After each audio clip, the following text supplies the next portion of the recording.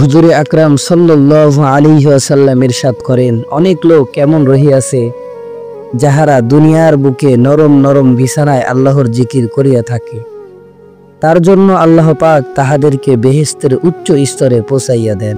অর্থাৎ দুনিয়াতে ধর্মীয় কাজে পরিশ্রম ও কষ্ট করিলেই আখেরাতে পদমর্যাদা বৃদ্ধি পায়, কিন্তু আল্লাহর নামের কি অপূর্ব বরকত! আরাম ও আয়েশের সহিত নরম বিছানায় বসিয়া ওই নামের জিকির করিলেও পরকালের মর্যাদা উচ্চ শিখরে পৌঁছিয়া যাইবে।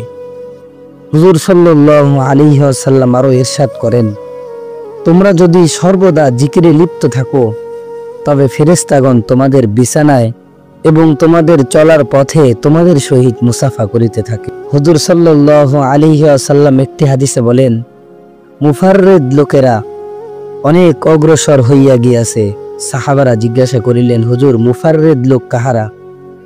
হুজুর সাল্লাল্লাহু আলাইহি ওয়াসাল্লাম উত্তর করিলেন, যাহারা পাগলের মতো হইয়া আল্লাহর জিকির করিতে থাকে, তাহারাই হলো মুফাররিদ। এই হাদিসের উপর ভিত্তি করিয়া সুফিয়ায়ে কেরাম বলেন, আমির ও বাদশাগণকেও জিকির হইতে ফিরানো উচিত নয়।